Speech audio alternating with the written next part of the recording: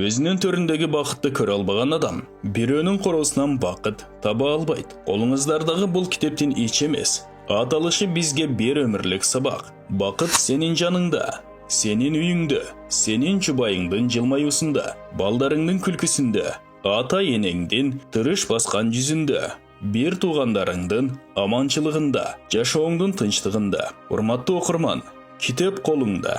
Ар бір бетін, ар бір темасын, ар бір сөйлемін қылдат оқып, ақыл қалча. Балким, сен бақыттың ашқычын ұшыл кітептен табарсың. Андықтан, жөн еле оқып қойбай, айтылған насаат, кеңештерді атқара жүр. Алымдар кеңешінің төрағасы, Қырғыз Ислам университетінің ректоры Абдышүкір Нарматов. Алғы сөз. Аллаға мақтаулар болсын. Алланың елшісіне салам салават жана мақтау дуалар айтылсын.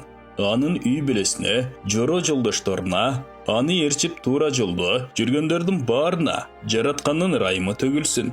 Телінде мөрі бар чешендер, ақылы тұнық көсемдер, ақтаңдай ақындар, алеми құрыш жазушылар, ақ қараны айыра білген алымдар, көпті көрген қарлар, жүрегінде жалыны бар жаштар менен аралашып, маектешіп, сырдашып, барлашып, кеңешіп өмірімдің 50 жылын өткөріп, анан бақыттың сырын аштым кітебін жаздым. Бұл кітеп Қапаланба аттуу китебимден 20 жылдан соң жазылды. Анда жазгандарымды мында кайталабадым.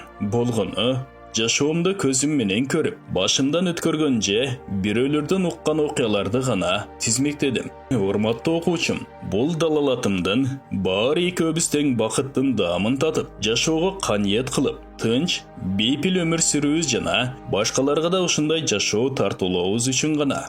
Бул албетте динибиз исламдын да максаты.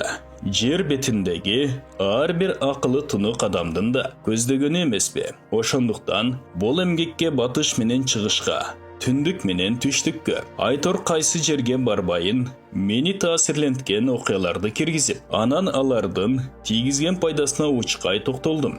Башка китебимде жазгандарымды кайталап албоо үчүн жалаң, жаңы маалыматтарды топтоого аракеттендим. Алла береке берсин деп баштайм. Өзүмө да, сага да түбөлүк бакыт тилейм. Өзүм да, сага да эч качан Алланын ачуусун келтирбей, дайыма ыраазы кыла турган жашоону үмүт кылам. Аид Аль-Карни.